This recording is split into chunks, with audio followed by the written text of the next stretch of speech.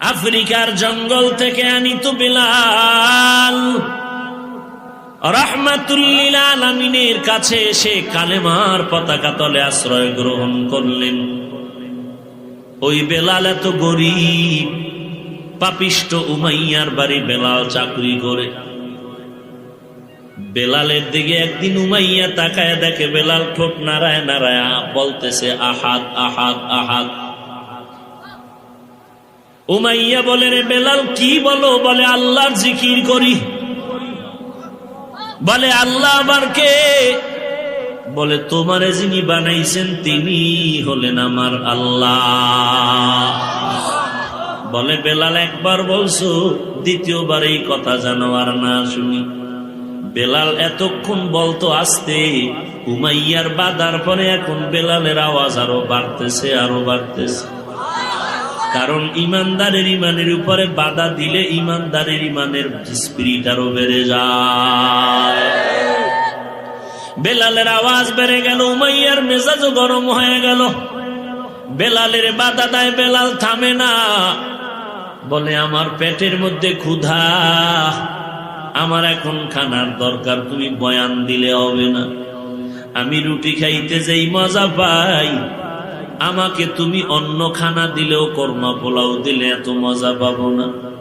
যেই বান্দা আমার আল্লাহর জিকিরে বড় মজা পায়, ওই বান্দারে বাধা দিলে মনে হয় যেন মরিয়া যাওয়া তার থেকে আরো ভালো। উমাইয়া বাধা দেয়, বেলাল আল্লাহরে ডাকবি না। বেলাল কয় আল্লাহ উমাইয়ারে ফিরায় দেও যেন আমারে বাধা দেয় না। ওই বেঈমান উমাইয়া বেলালকে বারণ করে, বেলাল থামে না।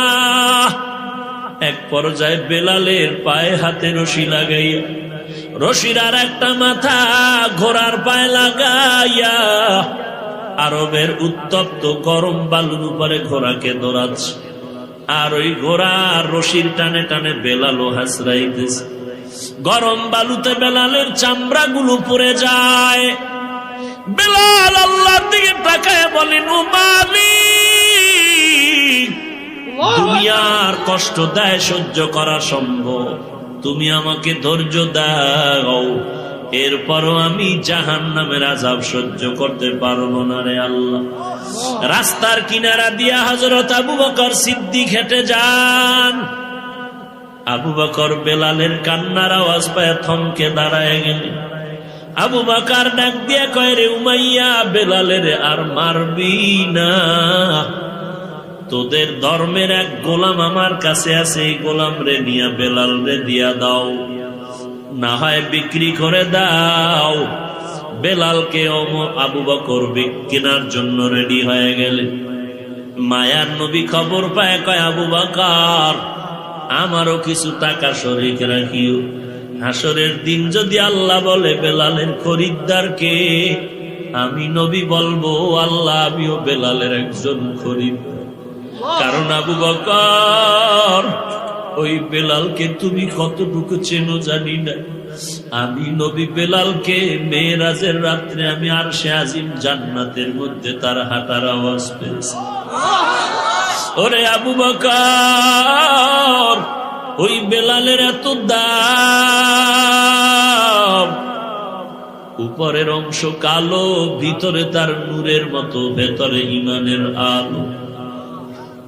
আল্লাহর নবী মদিনার থেকে চলে গেলেন রমজান মাসে মক্কা বিজয়ের স্লোগান নিয়ে।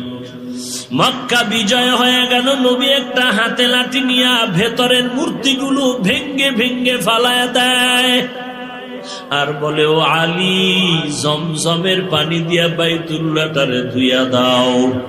জমজমের পানি দিয়া বাইতুল্লাহ পরিষ্কার করে। আর নবী মুস্কি মুস্কি হাসেন, আবার মাঝে মাঝে চোখের পানি ছাড়েন। সাহাবায়ে কেরামরা আশ্চর্য, নবী হাসেন আবার কাঁদেন কেন?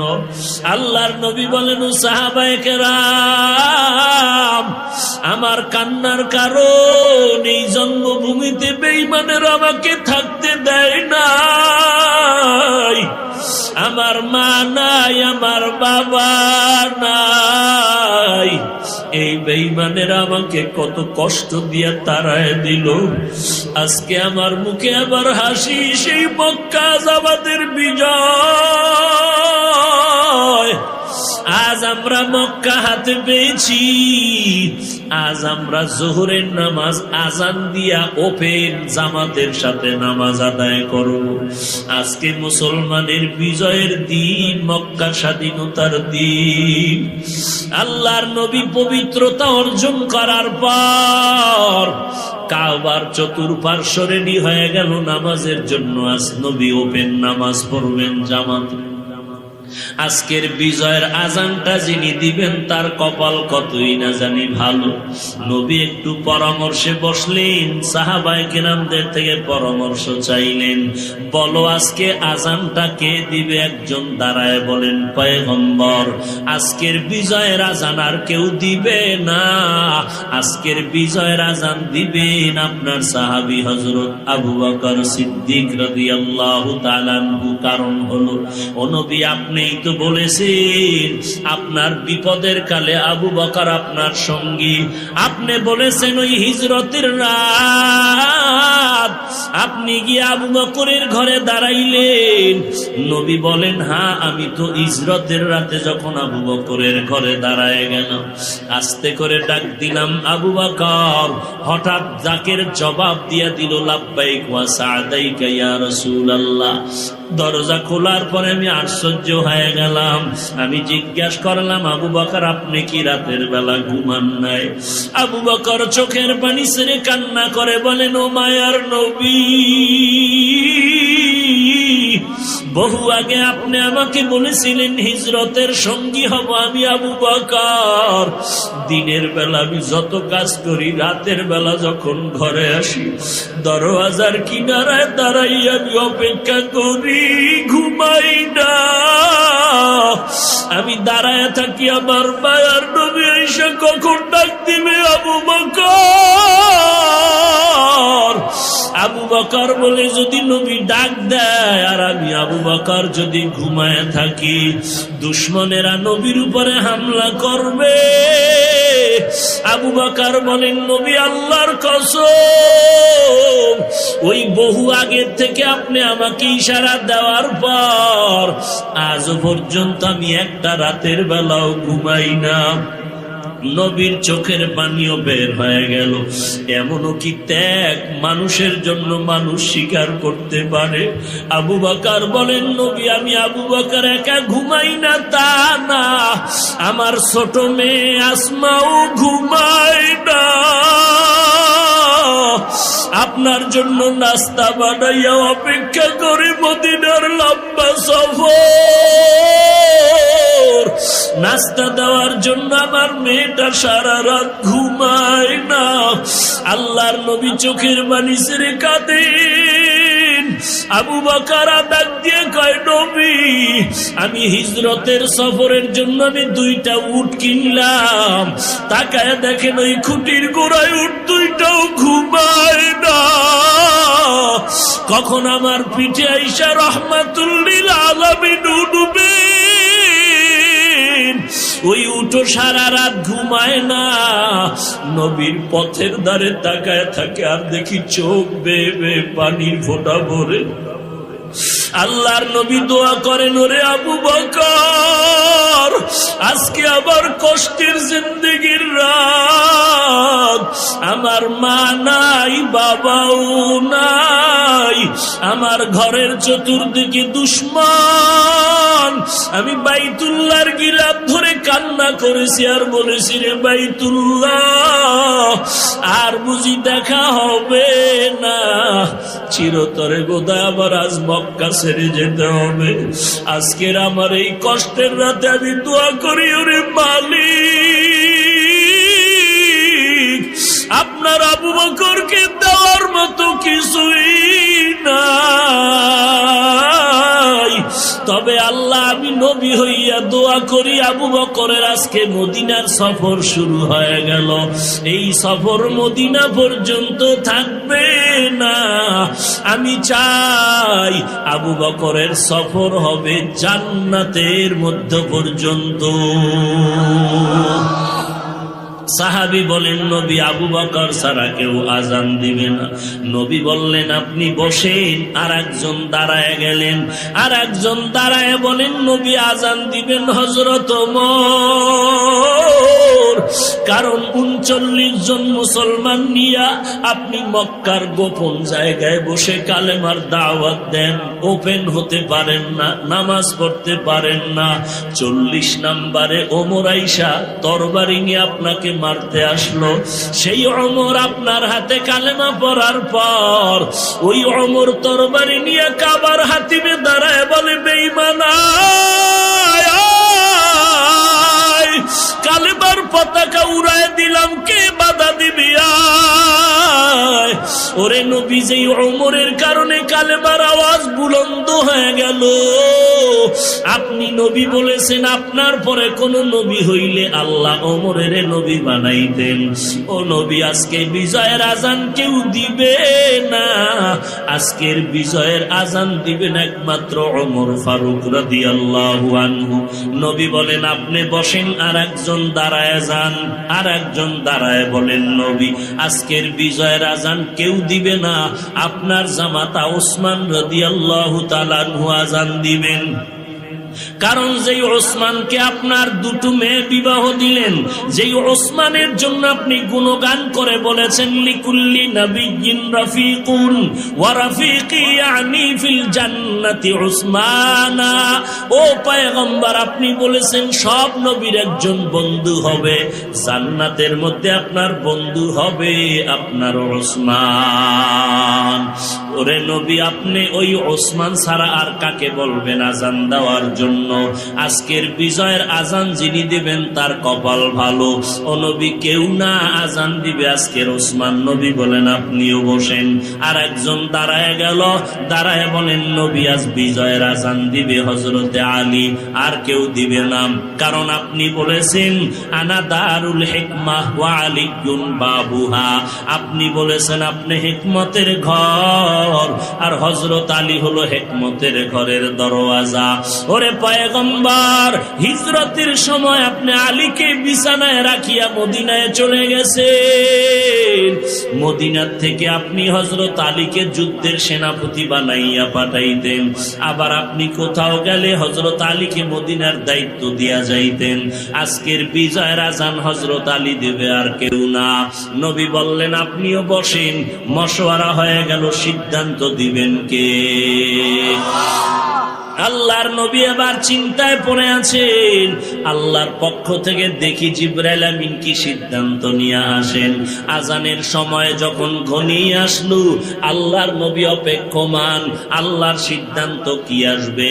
আল্লাহর নবী অপেক্ষা করতেছেন যোহরের নামাজের আজান। আল্লাহর নবী চিন্তায় পড়ে গেছেন। হঠাৎ করে জিবরাইল আমিন হাজির। জিবরাইল আলাইহিস সালাম আমার নবীর কাছে আল্লাহর পক্ষ থেকে সালাম জানায় বলেন, পয়গম্বর, আপনি চিন্তা করতেছেন আজকে যোহরের আজান কে দিবে। কেউ বলেছেন আবু বকর দিবেন, কেউ বলেছেন হযরত ওমর ফারুক দিবেন, কেউ বলেছেন হযরত ওসমান দিবেন, কেউ বলেছেন হযরত আলী রাদিয়াল্লাহু আনহু দিবেন। আল্লাহ তাআলা একটা সিদ্ধান্ত নিয়ে আমি জিবরাইল আমিনকে পাঠাইছে। আজকের যোহরের বিজয়ের আজান হযরত আবু বকরের কণ্ঠে হবে না, আজকের বিজয়ের আজান ওমরের কণ্ঠে হবে না, আজকের বিজয়ের আজান উসমানের কণ্ঠেও হবে না, আজকের বিজয়ের আজান হযরত আলীর কণ্ঠেও হবে না। আল্লাহর সিদ্ধান্ত হয়ে গেছে, আজকের মক্কা বিজয়ের আজান দিবে ওই আফ্রিকার বেলাল। আল্লাহর নবী চোখের বাড়ি ছেড়ে কয়, রে বেলাল কয়, বেলাল আল্লাহর আরশে আজিম থেকে সিদ্ধান্ত, আজকে বিজয়ের আজান ওই বেলালের কণ্ঠে দেওয়া হবে। ওই বেলালের অন্তর ইমানের নূরের দ্বারা ভরপুর হওয়া একটা আলোকিত অন্তর। আল্লাহর নবী ডাকেন, বেলাল আয়। আল্লাহর দরবারের মুখ মনে হয় তুমি কবুল হয়ে গেছো। আজকের বিজয়ের আজান বেলাল তোমার কণ্ঠে দেওয়া লাগবে। সবাই আশ্চর্য হয়ে গেল, এই বেলাল কোন বেলাল? যেই বেলাল আফ্রিকার জঙ্গল থেকে আসছে, বড় গরিব। ওরে টাকাওয়ালা গরিবের দিয়ে তাকাইয়াও অবহেলা করবি না। এই ঢাকার শহরে কত গরিব রিক্সা ড্রাইভার আছে, আল্লাহর বান্দা পাগড়ি গলায় লাগাইয়া রিক্সা ড্রাইভারি করে, আজান যখন হয় রিক্সায় তালা লাগায় নামাজে দাঁড়ায় যায়। রাতের বেলা রিক্সা বন্ধ করিয়া রাতে ঘুমায় না, ওই যায় নামাজে বসে আল্লাহর কাছে কান্না করে আর বলে, ও মালিক, তুমি আমারে গরিব বানাইছো। আয় আল্লাহ, আজকে গরিব হইয়া মানুষের দ্বারে দ্বারে দৌড়াই, কিন্তু এমন গরিব বানাইও না যেতে আমার হারামের কাছে গিয়া ধর্ণা ধরতে হয়। আমি মরতে রাজি, হারাম খাইতে রাজি না রে আল্লাহ। রিক্সা চালাই, যা করি কষ্ট করি, তারপরও হারাম খাবো না। এরে ধনী আল্লাহর বান্দা, টাকার গরমে আজকে গরিবরে গালি দাও, আজকে তোমার খবর তুমি রাখো না। কোথায় তোমার মতো বড় লোক? কোথায় গেল? কই গেল গাদ্দাফি? কই গেল সাদ্দাম? কই গেল কোটিপতি? বাড়ি দাঁড়ানো আছে, বাড়িওয়ালা নাই। গাড়ি দাঁড়ানো আছে, গাড়িওয়ালার খবর নাই রে বাবা। অতএব গরিবের তুচ্ছ মনে করিস না রে মুমিন। গরিবের অন্তর এত ভালো, দোয়া করা মাত্র আল্লাহর আদালতে কবুল হয়ে যাবে। ওই গরিবের চোখের পানি ফালায়া দিও না রে আল্লাহ। আল্লাহর কাছে তওবা করো।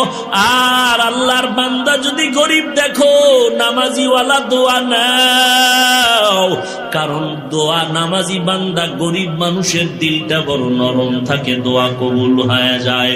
অন্যায় করে যদি কারোর উপরে জুলুম করো, কারো হক নষ্ট করে থাকো, তাড়াতাড়ি ক্ষমা নাও। গরিবের ঠকাইয়া জিন্দেগি তোমার নষ্ট, দুনিয়া আখেরাত বরবাদ হয়ে যাবে। আল্লাহর কাছে তওবা করো। কত টাকাওয়ালা বান্দা গরিব কর্মচারী চাকরি করে, ঠিক মতো বেতন দাও না। তোমার ঈদের বাজার সব চলে, গরিবের জামা নাই, পোশাক নাই, ঘরে ঈদের আনন্দ নাই। এমন অভিশপ্ত জীবন নিয়ে যদি থাকো, দেখবা মরার আগেই তোমার বিপদ শুরু হয়ে যাবে। 14 তলা বিল্ডিং, ঢাকার শহরের পার্শ্বে আর এক এলাকায় আগুন লেগে গেল রাত্র 1টার দিকে। 14 তলা বিল্ডিং এর 11 তলায় আগুন লাগার পরে ওই তালায় যারা ছিল সব মারা গেল, বিল্ডিং এর মালিক পর্যন্ত মরে গেল। আমার পরিচিত ছিল মালিক। ওরে বাবা, কারণটা কি? 14 তলা বিল্ডিং এর 11 তলায় আগুন লাগিয়ে সব মরে গেল। 11 তলার উপরেও কারো ক্ষতি হলো না, 11 তলার নিচের কারো ক্ষতি হলো না, 11 তলার উপরে সব ধ্বংস হয়ে গেল। কারণ কি? তদন্ত করে দেখা হলো রাত 12টার পর ওই 11 তলার ভিতরে ল্যাংটা নাচ গান চলতেছিল আর মদের আড্ডা চলতেছিল। ওরে বাবা, অন্যায় করো, সীমাটা লঙ্ঘন হয়ে গেলে আর আল্লাহ ছাড় দিবে না। এরে কলিজার টুকরা যুবক, পায়ে হাত রেখে বলি, নবীর তরিকাটারে গলার মানা বানালো। তোর মতো যুবক আজ দাড়িওয়ালা নামাজির অভাব নাই। ওরে যুবক, স্কুল কলেজে পড়ে, নামাজ ছাড়ে না। তোমার মতো যুবক শ্রমিকের কাজ করে, নামাজ বাদ দেয় না। তোমার আমার মতো যুবক কোটি টাকার মালিক, হারাম খায় না, ব্যবসা করে, হারাম পথে চলে না। তোমার আমার মতো যুবক আজকে দেখো ড্রাইভারি করে, নামাজ বাদ দেয় না। তুমি কেন পারবা না রে বাবা? আল্লাহর কাছে তওবা করো, আল্লাহর কাছে তৌফিক চাও। আল্লাহ তুমি তওবা করার তৌফিক দাও।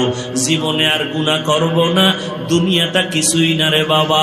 আল্লাহর জান্নাত যদি পেতে চাও, ঈমানটারে মজবুত করে নাও। দুনিয়ার জমিন থেকে 9,30,00,000 মাইল উপরে সূর্য, রাতের বেলা নাই, দিনের বেলা ছিল, তারপরে এখন এত গরম লাগে, ফ্যানের বাতাসেও ঠান্ডা হয় না। আর বান্দা যদি গুনাহ নিয়ে কবরে যাও, আল্লাহর কোরআন সত্য, নবীর কথা সত্য, দুই পার্শ্বের মাটির চাল কবরের মধ্যে একটা নয়, দুটো নয়, 99টা সাপ। কবরের মধ্যে জাহান্নামের আগুন। হাসরের ময়দানে সূর্য মাথার উপরে নেমে আসবে, গুনাহগারের মাথার মগজগুলো ভাতের মারের মতো টকবক